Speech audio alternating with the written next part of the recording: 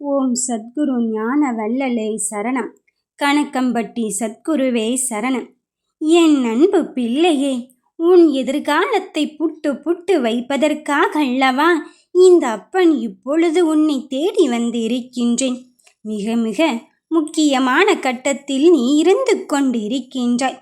நான் என்ன சொல்கிறேன் தெரியுமா? உன் எதிரி யாரென்று எனக்கு தெரிந்து விட்டது.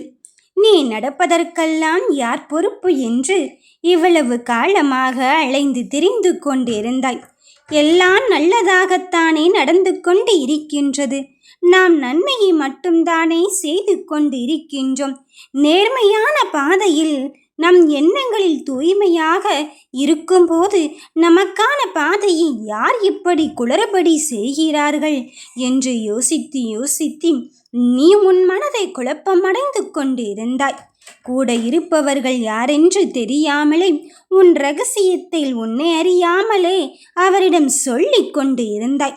நானோ பல முறைகளில் பல கட்டங்களில் உன்னை தேடி வந்து அவர் தவறானவர் என்று சொல்லிக் கொள்ளும் போதெல்லாம் நீ அதை புரிந்தும் புரியாதபடி அவர் எப்படி நமக்கு கெடுதலை விளைவிப்பார் என்று நீ நினைத்து கொண்டு கடந்துவிட்ட பிறகும் சோதனையும் அவமானமும் உன்னை தாக்கிய போதும்தான் யார் உனக்காக இங்கு கெடுதலை செய்தவர், யார் உனக்கான எதிரி என்று புரிந்துவிட்டதா என் கண்ணின் மணியே?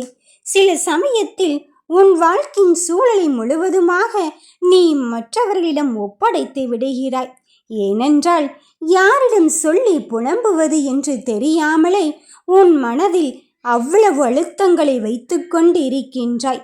அந்த அழுத்தத்தின் வாயிலாக யாரிடமாவது புலம்பி தள்ளினால்தான் உன் மனதில் லேசாகும் என்ற கூற்றின்படி நீ அப்படி இருக்கின்றாய். அதில் ஒன்றும் தவறில்லைதான். ஆனால் இரகசியத்தை இரகசியமாக வைப்பதுதானே உண்மையான இரகசியம். உன்னாலே உன் இரகசியத்தை பாதுகாக்க முடியவில்லை என்றால் மற்றவர்கள் உன் இரகசியத்தை எப்படி பாதுகாப்பார்கள் என்றுதான் நான் உன்னிடம் கேட்கிறேன். அதனால்தான் சொல்கிறேன், உன் வாழ்க்கையில் என்ன வேண்டுமென்றாலும் நடந்துவிட்டு போகட்டும். எத்தனையோ முறை ஏற்றத்தையும் இரக்கத்தையும் சந்தித்திருக்கின்றாய்.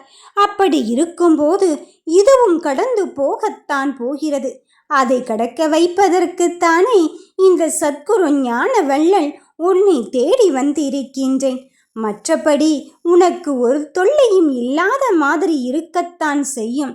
ஆனாலும் சில சமயத்தில் செய்வதென்று அறியாது உன்னை சுற்றி நடக்கின்ற விஷயத்திற்கு நீயே குழப்பம் அடைய வேண்டாம். என் பிள்ளையே, ஒவ்வொரு நாளும் ஒவ்வொரு சூழ்நிலைகளும் இங்கு மாறும்போது உன் வாழ்க்கை மாறத்தான் போகிறது. நீயோ என் வாழ்க்கை எங்கே மாறுகிறது என்று தெரியாமல் நீ தவித்து கொண்டே இருக்கின்றாய். தவிப்பது எனக்கு புரிகிறது என் தங்க பிள்ளையே. உன் வாழ்க்கையின் நிலை என்னவென்று தெரிந்துவிட்டதால் தான் உன் எதிரியை நான் இங்கு உனக்கு அடையாளம் காட்ட வந்து இருக்கின்றேன். உன் கூடவே இருந்து உன் இரகசியத்தை அறிந்து கொண்டும் புரிந்து கொண்டும் உனக்கு வெற்றியை கொடுக்கக்கூடாது என்பதில் அவர் உறுதியாக இருக்கிறார். நீ போடும் திட்டத்தை எப்படி முறியடிக்கலாம் என்று உன்னை விட அவர் அதிகமாக வேலை செய்கிறார். அதனால்தான் சொல்கிறேன், உன் கூடவே நல்லவர்கள் போல் சில பேர் இருந்து கொண்டு இருப்பார்கள். ஆனால் உனக்கு சூழ்ச்சியை மட்டும்தான் செய்து கொண்டு இருப்பார்கள். அந்த சூழ்ச்சியை நீ அங்கு எப்படி முறியடிக்கலாம் என்றுதானே யோசித்து கொண்டிருக்கின்றாய். அதற்காகத்தானே நானும் உன்னோடு சேர்ந்து அந்த சூழ்ச்சியின் தந்திரத்தை முறியடிக்க வந்திருக்கின்றேன். மற்றபடி எதற்காக நீ குழம்பிக் கொண்டு இருக்கின்றாய்? நடக்கும் எல்லா விஷயத்திற்கும் நானே பொறுப்பேற்றுக் கொள்கிறேன். உன் முன்னாடி சென்று உனக்கான செயலை செய்து கொண்டுதான் இருக்கின்றேன். உன் எதிரிகளை பற்றி இனி நீ கலங்க வேண்டாம்.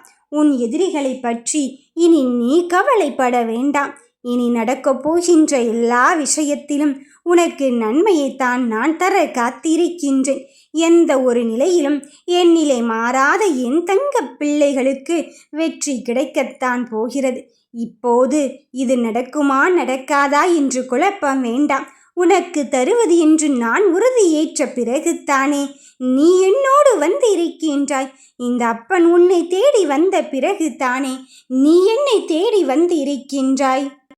அதன் பிறகும் சற்றும் யோசிக்காதே, தருவாரா மாட்டாரா என்று.